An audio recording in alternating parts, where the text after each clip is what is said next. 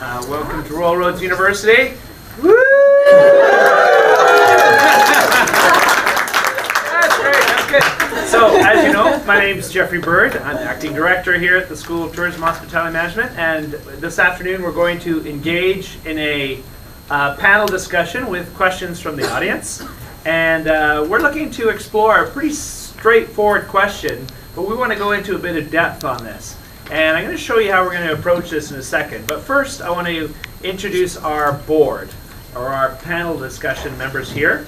And so we have Trina White, who's our general manager. Of course, Trina is a general manager at Parkside Hotel and one of our associate faculty. And we also have Theresa MacKay.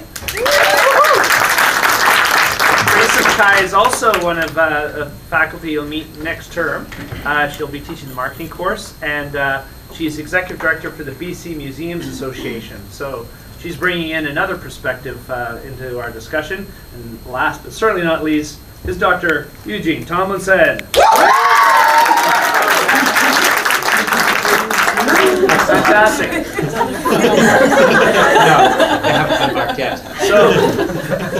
So what we're going to do is the question is before you here up on the screen: why an education in tourism and hospitality is important to your career? And the reason why we're asking this question is because in globalization, we're seeing people that are signing up for programs around the world. And we all know that tourism is one of the growth industries, and we're really want to explore this whole issue of the value of education in tourism hospitality as a career. So I think a lot of you are financially and figuratively invested in this idea that you're taking the BA program because it's going to advance your career. But we want to explore how exactly that's going to work, and this is how we're going to do that. We have a little activity here which allow us to explore this question from different perspectives. The first perspective is the yellow hat. Okay, if you this is a style of thinking that we can employ where there's actually 6 different hats. We're going to use 3 today, where you take on a different set of beliefs and values about the issue, and you explore the issue from that perspective. So the first yellow hat that we're speaking about is the positive perspective. So we're going to look at the whole issue and response to this question from a positive outlook. And this optimistic viewpoint allows us to see all the benefits of the decision that actually you guys have made in coming into the BA. Okay? Then the second perspective is what we call the black hat. Black hat is we try to look at the issue from why this might not work. Now, why would we look at this? Why it would be so negative to do it that way? Well, the reason why you do it is in order to prepare for contingency plans, and it allows you to make a stronger plan to make sure that your whole reason for being here works well. Okay? Does that make sense? Mm-hmm. Okay. Finally, the white hat. This is where we actually focus on the data available.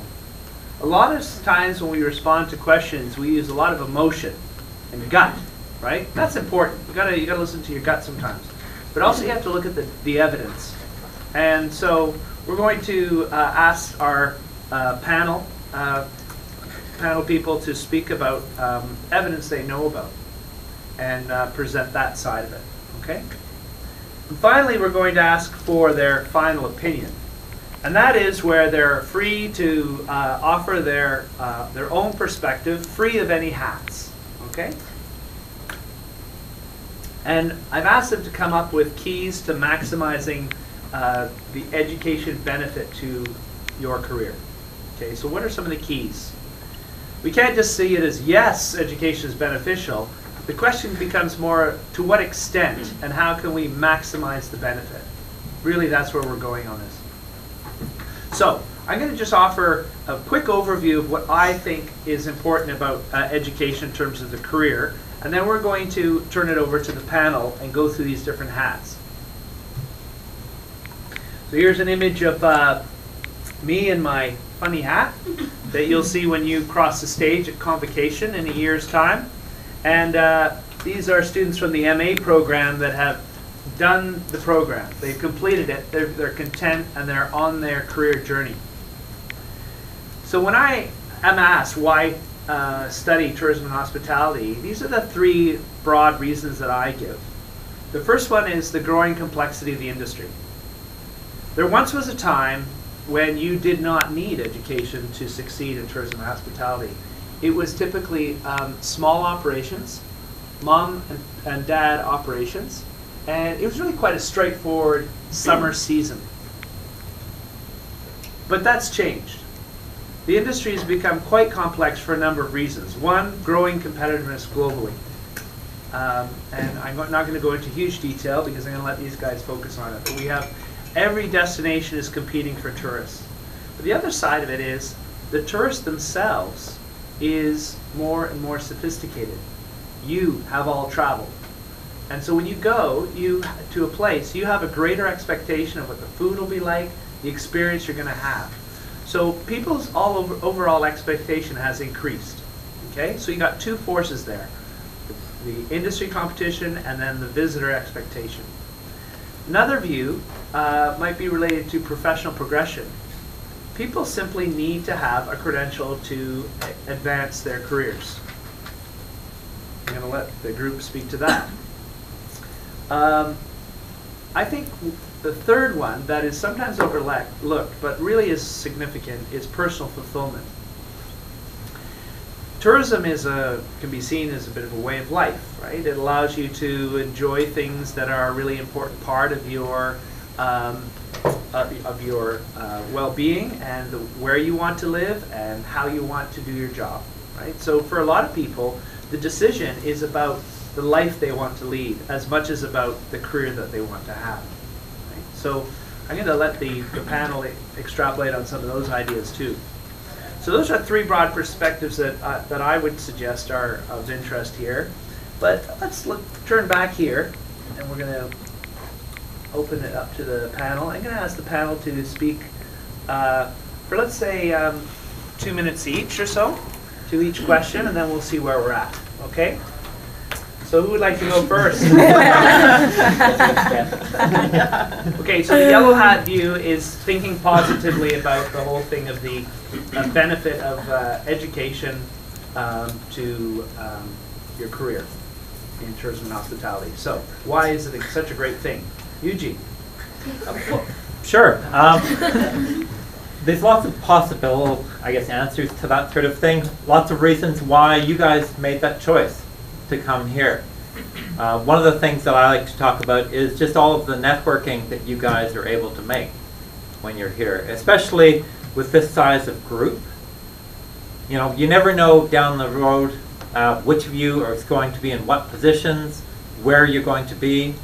And so this sort of opportunity in a much more social, casual basis allows you to create a lot of those social networks that helps you in that furthering of your career that you might not have the opportunity, you know, if you were just working or in just a working career.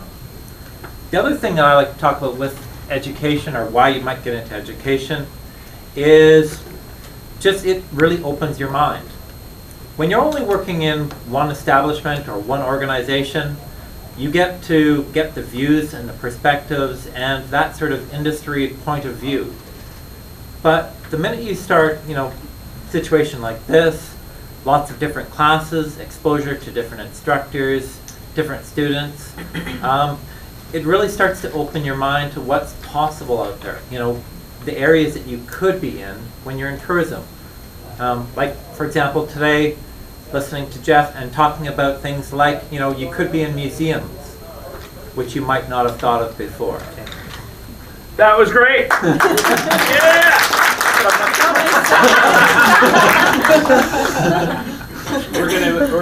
Yeah. We're gonna move to Theresa now. Yeah, sure. That's a good segue.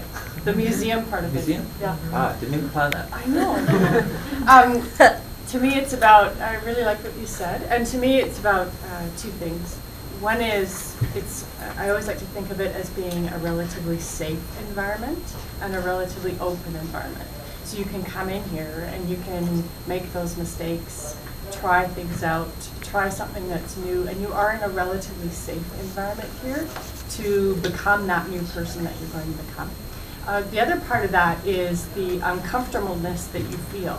So to me, I always think when I'm feeling uncomfortable, it's because I'm learning. So I'm learning about myself, and you'll feel both safe and uncomfortable when you're doing your degree. And to me, that's why it's important, because ultimately what you're trying to do is become that better person, understand those perspectives that you may not have explored in the past, try something new that you may not have done in the past. And how do you think you know something about this question, Theresa? Okay, well, you're feeding me a question, that answer. I know that specifically because I'm currently in the throes on my PhD track. Several years ago, well, for many years I wanted to do my master's, and I just had no idea what I wanted to do. And so I thought about doing my MBA, because everybody says, oh, you have to do your MBA, you have to do your MBA. And it just didn't click with me. There was just something about it that it just didn't work. And then I decided, oh, maybe I'll do my master's in leadership. That might be good. And then again, it just didn't click with me. I couldn't really grab onto it. And then I thought, okay, I've got to do something I'm totally passionate in. And I know you guys are here in tourism and hospitality because you're totally passionate about the industry. It's the same sort of thing. I'm passionate about Scottish history. I thought if I'm going to do anything, I'm going to do it in Scottish history and heritage.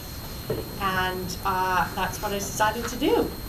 So do my master's in Scottish history. I'm going to the university in Scotland, and now I'm doing my PhD. Great. So, perfect. Yeah, it's about going after that passion. Yeah. That's great. Well done. Okay, Trina. For me, Education and training and its benefit for people's career in tourism and hospitality. yeah, I think that one of the greatest things that you can take away from this, and Eugene touched on it, and so did Theresa, is the people interaction. You know, in the workforce, you have to work with people on a regular basis, and learning how to work within groups, whether you like people or not, and leadership styles, and learning how to adjust yourself to suit that situation. And school is a great area to try that out. Just like Theresa said, you're going to do stuff that's uncomfortable. So sometimes you might have to step up and be a leader within your team group when you're not naturally comfortable taking that role. Or maybe you all of a sudden become, you know, the person who creates balance within a team. So I think that out of it, you get a lot of people skills that you don't realize that you're accomplishing, that you can take out to the workforce. The other thing that I think that education has done is it allows you to, I think Eugene touched on this, is see other aspects. You might think that you want to get into hotels, and so you take the hotel program, which is great, but then you might take one course, like a marketing course, and realize, I love hotels and I love tourism, but I didn't realize that there's a whole, you know, destination marketing that I can get into. So it does broaden the scope of what you can look at when you graduate. Perfect. Great. So we have a third. Okay, excellent. The Black Hats. Now, what we're going to do here is we're going to, why might this not work? This whole idea of the benefit of education to a career in hospitality. And the reason why we're looking at this course is so that we can plan better, right, down the road. So let's start with you, Theresa. Yeah, I think it might not work if you perhaps have a very narrow view of where you want to go, which in a way says that it's a good thing. But you know, I think you have to be, when you have that sort of narrow view, you might not end up being getting to where you need or where you want to be or need to be at the end of the day. What would a narrow view look like? Well, you might say, I just want to work in the front desk in a hotel, and that's all I want to do. Well, there's lots to front desk in a hotel. I mean, you can broaden your leadership within that job. You can learn more about money and finances and revenue generation and that sort of thing. But those pieces, you're not really going to learn until you go to school, I think, I personally think. So, so there's certainly that. I mean, as far as why you wouldn't want to, or what you would do to try and maximize your learning, if you look at it the opposite way, what you would do to maybe hamper or dampen your learning is that you just come in, go to school, and then come out without any network, without any understanding of cases around the world, without broadening your perspective. I think then it's not really going to work. Okay. So. Good. Great. Let's go to Trina. I actually have a coworker that we argue all the time on this because he's a very smart person and has never gone to school. And some of my students I've taught have met him. And he, you know, sometimes in our industry what happens is, especially, you know, in prior years, is you could advance within our industry at certain levels without education. But there will be a point where that person won't be able to go any further because they don't have that last bit. And so, you know, it all depends where you want to go with your career and where you want to take it, because it is important if you really truly want to advance it. But some would say, you know, if you just work hard and you're good at your job and you take those opportunities when they're offered to you, then you can do it through just pure career advancement. Great. Good point. Trina. And now to Eugene. Nice save. Some of the reasons why, or how it wouldn't work for you, is if you're coming into this degree and going through your education and thinking, you know, all I need to do is get this degree, this little piece of paper, and I've got it made. That's not the way that it works. You know, having that piece of paper and going up to an employer and saying, hey, you know, I now have a BA or an MA in tourism or in hospitality. Now I'm ready to manage your organization. No, it doesn't work that way. You need to have the two of them together. You need to have that education and the experience. The two of them together help you get up to the top, but having one or the other, you're going to run into a lot more barriers. So, you know, that's one of the ways that it's not going to work. I don't remember if it was Theresa or Trina who also said, if you come here and you're just a warm body, you know, if you're just here breathing air and not really contributing, not thinking about what's going on in the classrooms, not really applying this stuff to yourself, this isn't going to work for you either. Because again, you're going to hit that end and go, you know, wow, I've got a degree, but I really didn't learn a whole lot, and I'm no more valuable now than I was when I entered the whole program. Yeah, and can I just add to that too, because the other time when it wouldn't work is if you were a perpetual student, constantly in school. In tourism and hospitality, it doesn't work that way. You need that practical on-the-ground experience just as much as you need that educational underpinning and that educational background. You need both. So there needs to be this really nice dance between, you know, what you're doing in your day-to-day life in order to maximize that learning opportunity. So if you're constantly, that's all you do is go to school and don't get that practical experience that you were talking about, it's not going to work either. Good. Some interesting thoughts there. What about the question of competition? I mean, there's so many students that are graduating. If you look around the world, isn't that a reason why education doesn't work? Trina.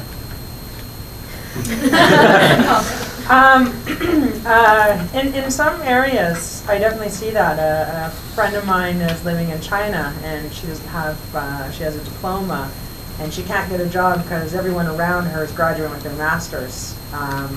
But she was also, and that is, you know, part of their culture that she's seeing there. But she was also saying most of them go into the workforce and they're having a very hard time because they've never actually been outside the education system. So I think that I lost the question. Competition so with other people. So you touched on the whole thing of credentials, like creating credentialism. And yet, here, I know when we do hiring in the hotel, especially at certain times of the year, we'll get a lot of people applying for a position, and these are guest service agent positions, and people have degrees and masters and are applying for them here. And we do put preference when we're hiring to people that have taken the time to put the passion into the industry to go to school to do that, and we do recognize that. And so it is positive in that aspect, because you will at the end of the day come ahead of those without the education. Okay, so we've identified some potential problems. So in order to make our plan more resilient, be successful, what's one thing we could do? I'll get each of you to answer that question, to maximize the benefit of education towards our career. When you're in school. Yeah, based on the problems that we've just discussed. Yeah. Okay. I think it's like we've been saying, is that you need to have the mixture of the education and the work experience. That's one. And to build on that. Yeah. Good. And I'd say, to me, it's the networking, which is kind of a dirty word, but you are your network. We're looking right here at a massive network of people, and you will know these people for the rest of your lives. So it's a matter of really getting to know them and know who they are, and keeping in touch with them, and really working that network, because that is what's going to make you successful. So you're suggesting the students should party more often? Absolutely. Eugene. Get involved. Get out there, get involved, get experience. Don't sit back and let everyone else be the shining star. Just be bold once in a while and take the risks. Like Theresa was saying right at the start, now you can take those safe risks. You can take those chances. You can make the mistakes, and it's not really going to cost you like it will once you're out in industry. So come up with the crazy ideas, like the guy who offered up FedEx as a possibility and got told, yeah, no, that's not going to work. And where's he now? That sort of thing. Airbnb. Yeah. Feel uncomfortable and embrace that. Big part of it. Okay, white hat. This is where we think about evidence with this to support the argument that education benefits your career. Okay, so if you could give a story or two in 2 minutes each about things that you've seen in the past, people that have been successful into education, and let's aim at the BA level if we can. So who wants to start? Eugene, you want to start? Sure, I guess a few different examples. I don't know if about just at the BA level necessarily, but I could even just give myself as an example that it wasn't until I had lots of kind of work experience. I used to manage a store all through my childhood and into my teens, into my 20s. I managed a store, but it wasn't until I had the education to back up that experience that I was able to start getting the better jobs, getting the better paying, the more responsibility, the more exciting jobs. Right. So, and some of our former students who have gone from, they were working at in their careers, and how the degree has moved them further up to the point where some of them are like the head of DMOs and things like that, through their degrees and their experience coming together. Okay, good. Trina. Yeah. When we're talking about networking, and I look around the community of the people that I interact with all the time, I mean, everyone I interact with, the Tourism Victoria leaders and other general managers or director of operations, everyone does have a higher level of education, and I know when I've talked to them about their story, just like Eugene's, it wasn't until they went and got that higher level education that they're able to move up their career paths. And it's the same for me personally.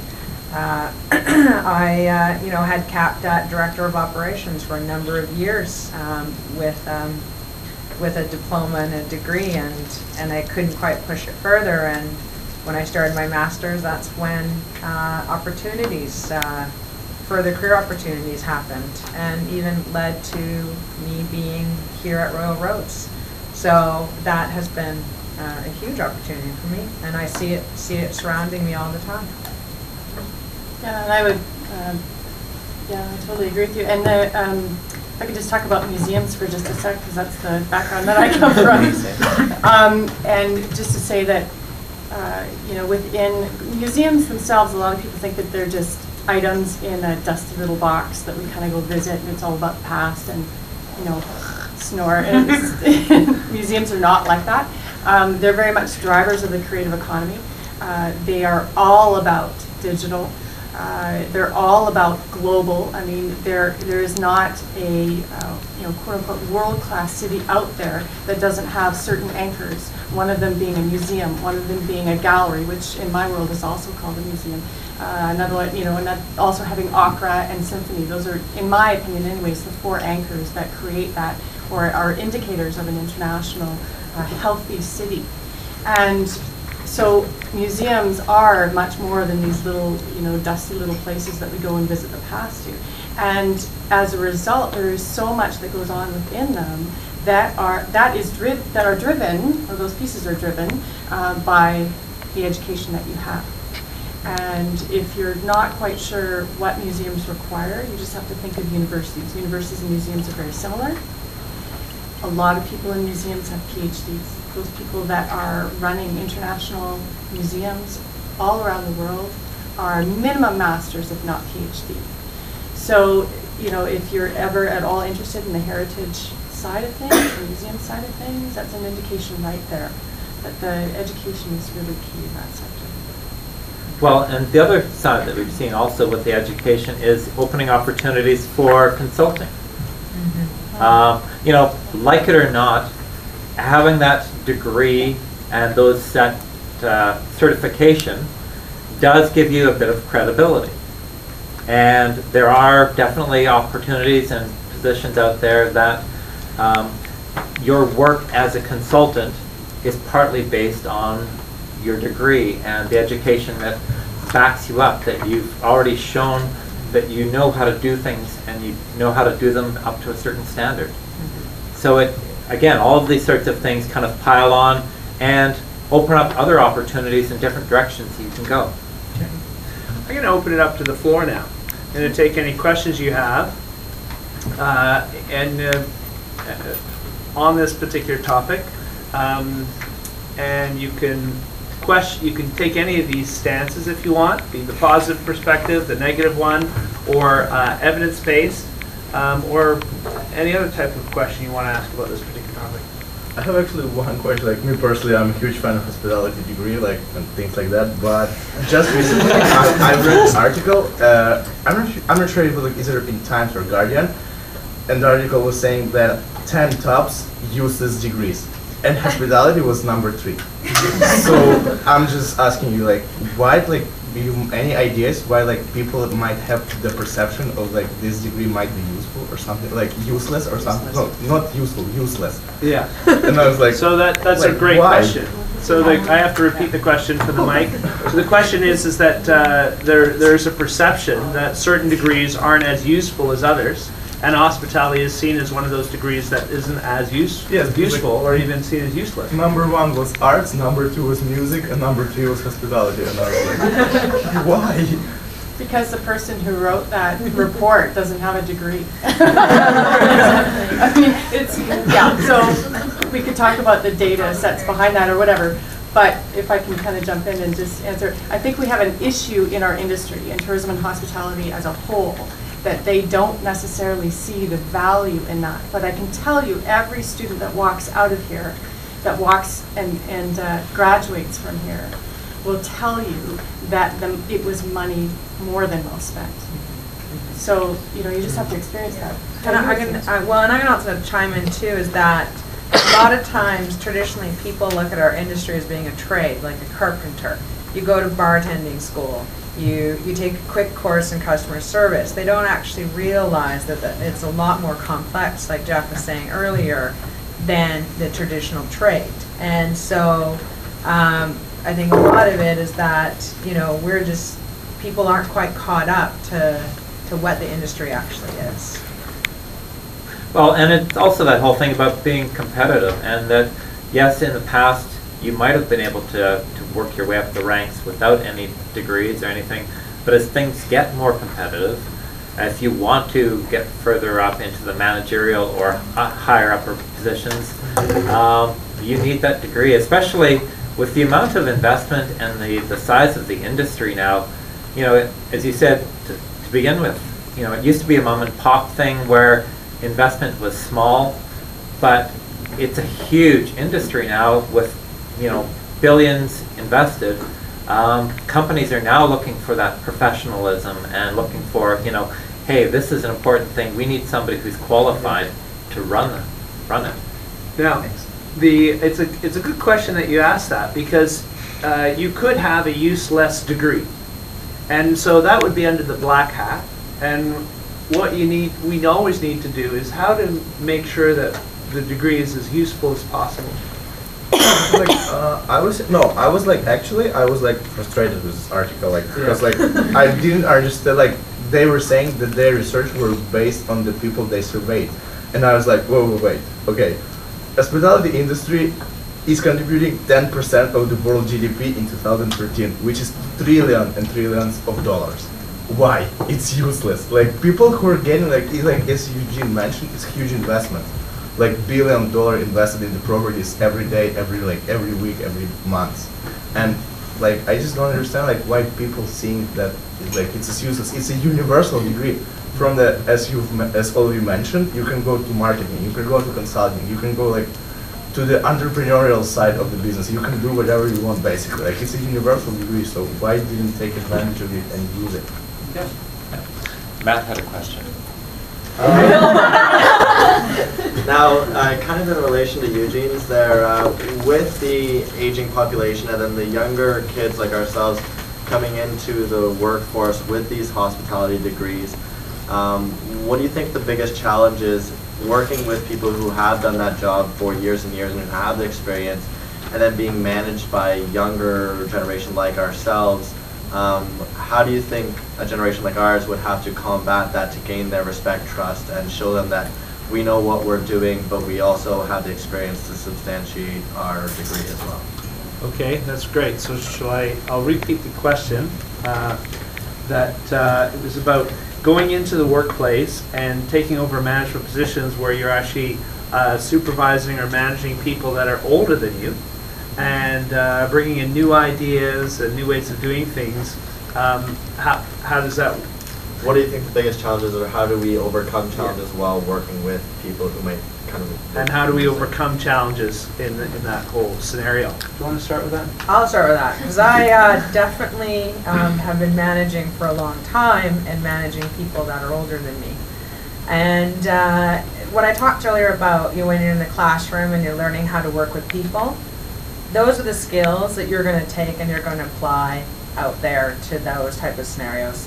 It's going in and it's being humble about the approach that you take, and to recognize that yes, you've got experiences from school and some experience from work, but this other person has maybe 10 or 20 more years on you of experience.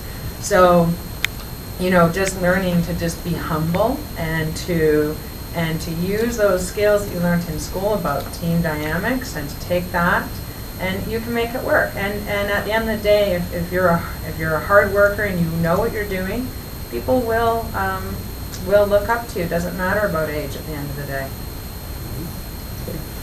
Maybe one more response to this question. Sure, I'll take it. Yeah, and I think that's exactly right. And understanding your leadership style, which is where you're able to do that here. Discover who you are as a leader. And remembering, to combat that piece Matt was saying, the combat piece is understanding that a really good leader is also incredibly vulnerable, and letting that vulnerability show. Don't come in and think that you know everything, because you probably don't know everything. You may know a lot of different things. And going, you know what, hey, I don't understand the answer here, but I'm going to rely on the people that I'm supervising, my teammates, to help find what that answer is. You'll gain that trust. And then do as you say, you know, build that reputation when you get there. And the more trust you have, the better leader you're going to be, and the smoother it will be in terms of, you know, supervising those older people. Okay, we're going to go back here and then we'll come here. What is the greatest skill you've attained from your education over something that you've learned on the job? What is the greatest skill you have learned or attained through education versus Something that you would learn on the job. something you wouldn't learn on the job? Right. Okay, that's a good question. Eugene, you want to have a go?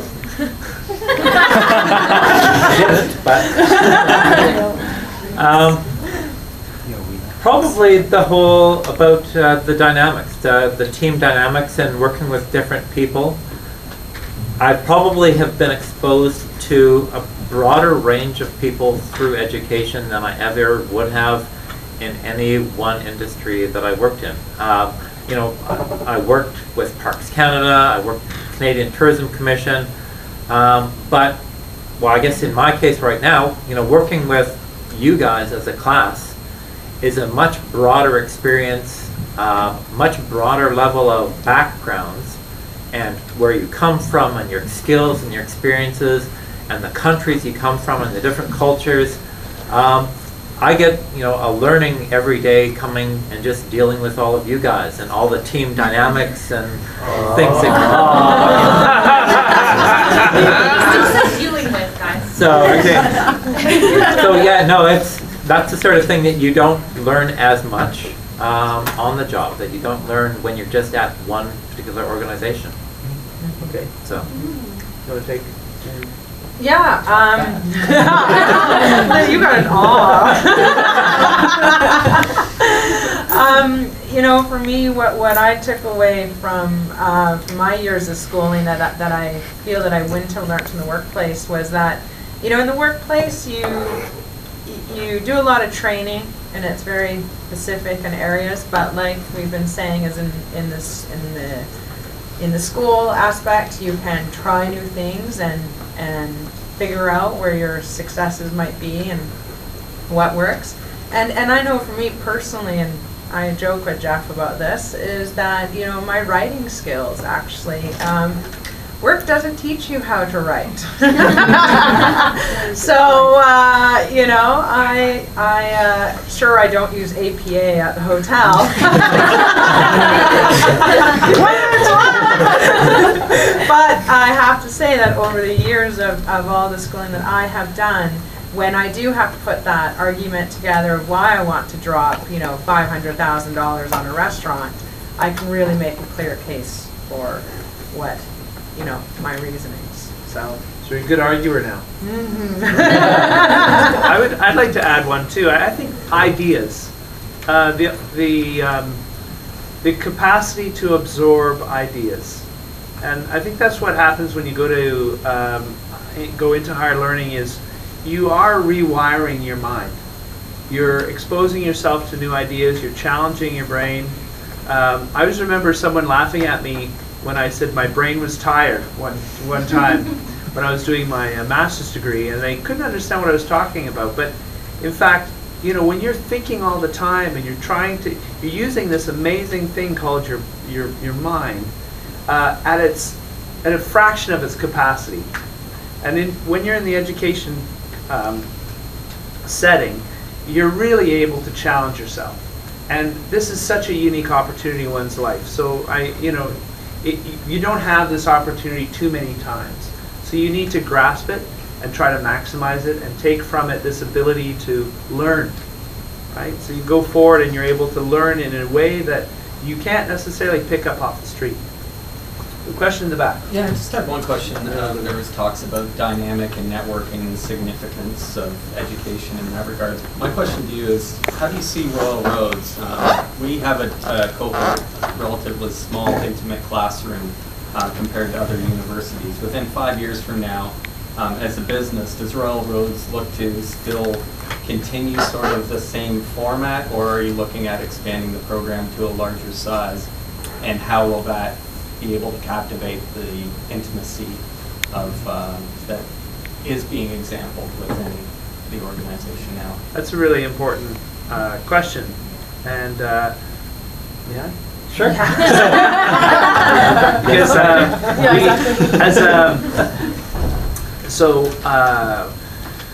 we have these foundations that philosophical foundations that we build upon as a university, and we call it the teaching and learning model, which you can actually pick up the PDF online, and it speaks to our focus on small groups and team learning and these kinds of cohort settings, because we feel that that's really important to learning. And I think we'll always be like this. We may see, as the global tourism management program grows in size, we'll see that break away from the hotel management program. We'll have two clear cohorts, but it's critical to, I think, the networking and the sense of community that we try to create here. And yeah, I think that's a really important part, and something that I've seen at during my time here at university that I haven't seen at other places. So it's unique now. Sorry, we just have a few more minutes. And also Vivian. Okay. Sorry. Sure. Yeah, we've actually just got a question in from one of our viewers. And they ask, what is the biggest challenge in the industry today that could influence career direction upon graduation? Biggest influence on big challenges on the industry? Yeah, what so influence career direction? what is the biggest challenge in the industry today that could influence career direction upon graduation? Okay. Who would like to take that one? Well, to me, I guess there's a couple of big challenges. There's sustainability and global warming that could really challenge where people are going. And technology. You know, technology is probably one of the big things that we don't know what's going to be coming and where things will go, you know, between now and when people graduate. For example, you know, how long has Uber been out there? And it's made a huge impact on the industry. You know, any of the sort of reservation systems and Airbnb online as well. and Airbnb, things like that. You know, there's been such a huge impact on the industry through technology. The fact that, you know, so much of the world is connected now, that people are being able to make reservations and then walk into the restaurant that they just made a reservation on. It's this sort of now world that we're running in, and using Google Glass, you know, things like that, to see the world in a totally different way. Okay. And I would say, just quickly, one of the biggest challenges is time. Because time that we have available, our lack of ability to focus for any length of time, the time that, you know, we need to decide and somewhere that we're going to go to for our vacation is limited. You know, we're so bumping up to all of our deadlines all the time, and from a marketing standpoint, that is going to be the biggest challenge, I think, going forward. How do you connect with people who make decisions so last minute? How do you influence them? You know, how are we going to change what we do in order to sort of keep up with that lack of time that people have? So to me, that's one of the biggest challenges. Well, Eugene touched on it, sustainability. You know, there could be destinations that are going to be impacted in the future. So we might have lack of resources in our industry. You know, maybe way down the road, things like flying might not be, I don't know. So yeah. It's I think definitely sustainability is something we have to keep focused and make sure that we're trying to put things in place now so that in 10, 20 years when someone graduates from a program like this, they have a job to go out to. I think that's a really good point. You can think about a resilient industry, but I also think we need to think of being resilient ourselves, having the capacity to adapt ourselves, right? We can talk about it from an organization perspective, a community perspective, but when we use the language of resilience and adaptation, think about how you will have that ability going forward into the future. And I think it does touch on the whole thing of lifelong learning.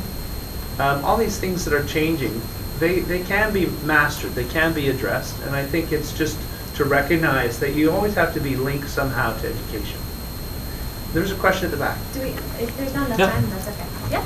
Oh, I was just wondering, I want to preface this by saying I'm a big fan of education as well. Oh no. Just out of curiosity, you talk about how it's going to be so competitive and education is so important to give you that competitive edge. But then on the flip side, we hear all the time about, you know, the skilled labor shortage that's coming up. So what is it? Yeah. Well, that's a really good point. So the question is, you're saying it's very competitive in as graduates going into the workplace, but at the same time you're hearing about the labor shortage. So what is it? So that's a good question. And who would like to have the first? I've got a response. Yeah, I don't mind jumping in on this. It's both. It's sure, you know, there is that competitive industry, and there is going to be this job shortage. And I was just looking at some figures that they're saying, you know, 10 to 20% of the jobs that are going to be out there are going to go unfilled because there isn't that skilled workforce. But you know, there's that skilled part of it that they are going to look for. They might be able to fill those entry-level positions without that education, but it's going to be those higher up levels that are going to be the areas that those skills and the competition becomes more and more fierce as you guys are trying to get further up in the organizations or look for those more international opportunities. You might be able to stick locally or, you know, regionally, but when you start looking for those international opportunities, you know, that's when it becomes really competitive, because you guys are going, well, hey, you know, I want to work, you know, in New York and Tokyo and Sydney, Australia, and all these other places. Well, suddenly you're competing against a much broader thing, and that's when that education comes in and goes, hey, this is why I'm preferred above all these other people. Okay. From a museum's perspective, I can absolutely tell you that we need government support. And I'm not, if you know me to know that I'm not a big, you know, government should support everything. I think there is, we have to take initiative as well as an industry, and we do in museums. But I can tell you that of all of the applications that we get across Canada for paid internships and for student summer jobs, we can only pay for 25% of those. We have to turn away up to 85% of the applications we actually have to turn away. So we have so many people that are interested in getting into our sector, and the skills that we train in our sector are transferable. So we're training you in fundraising and marketing and visitor experience and, you know, how to drive tourists through your door and all that stuff. Those skills are transferable. We can't do it without government support. And I just want to get on my soapbox for a moment to say, I just came back from Ottawa, so you can tell that that's where I'm at. But, you know, if we have the support like that, we can train people and have those skills and then set them free into the workforce. Okay. Yeah. Well, I think, same as Eugene, I think that, you know, yes, there is a labor shortage, and we see it in housekeeping all the time. It's these frontline positions where we actually truly see the labor shortage.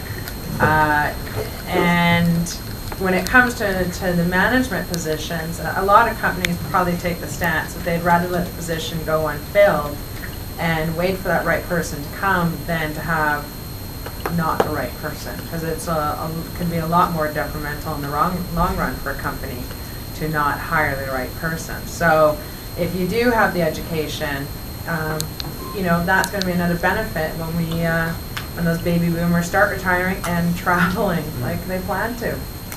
Well, I would like to add this one too, is that in terms of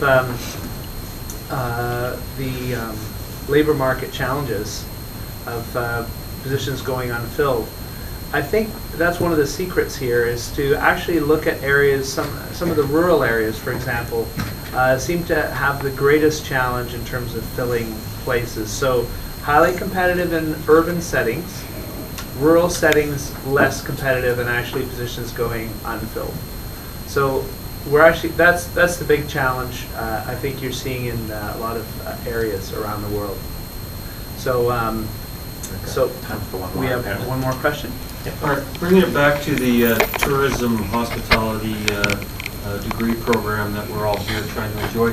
If 4 people are applying for your for a position with your companies, and a BCom walks through the door in entrepreneurial management, a BA in finance walks through the door, a BA in business administration walks through the door, and then somebody with tourism hospitality walks through your door, how does the degree that I'm working towards right now benefit me against these people, assuming our qualifications are pretty much equal? So the question Or is, experiences. if a person with a BA in International Hotel Management walks through the door, and a BCom student, and Biz Admin or a finance degree, how does our program rate against those other types of degrees? Want to take that one first?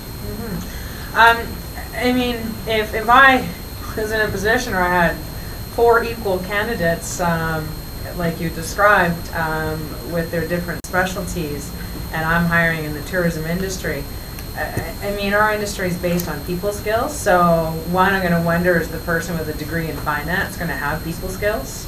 More likely the person with the tourism hospitality is going to have those people skills that we're looking for.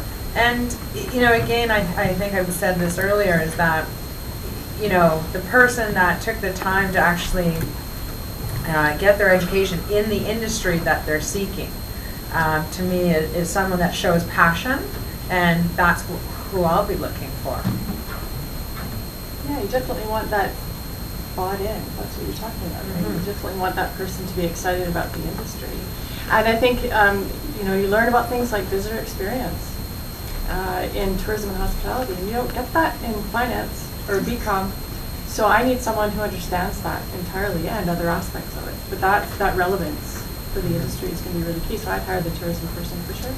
Well, and for me, back when with either Parks Canada or the Canadian Tourism Commission, the person with that hospitality or the tourism degree, they've got their experience, they've got that finance, but they've got the finance with that tourism or hospitality hat on.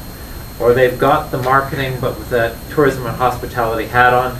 So I'm not going to have to teach them about all the different aspects of a tourism and hospitality industry, which, as you guys understand, is so complex that unless you're a part of it, you probably don't appreciate all the little intricacies and all the different players and all the parts of tourism and hospitality unless you're either learning about it or you're immersed in it. So that specialization in tourism and hospitality, if you're interested in tourism and hospitality, is definitely the way to go.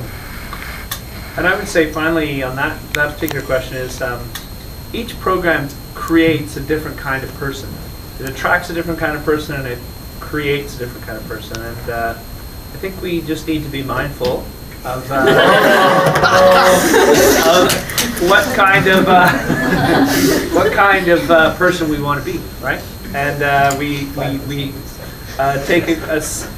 create a Bachelor of Arts here in International Hotel Management or Global Tourism Management. The focus is to mix the blend of business courses with social sciences and even a touch of the arts. Why? Because we think it makes for a more complex individual who can understand things and problem solve in our 21st century setting better. That's what we believe in our setting, and that's why we choose the programs we do, and we and I think our track record is the success of our students in the past. So we're always looking for ways to improve the program, and I think the links we make with the industry, and when we speak to them and we show them the kinds of programs we have, or courses we have, they're content with what we have. But really, it's you, the students, that are the ones that prove us right? And that's what we've seen in the past. I've been here since 2008. And year over year, I've seen students go on to really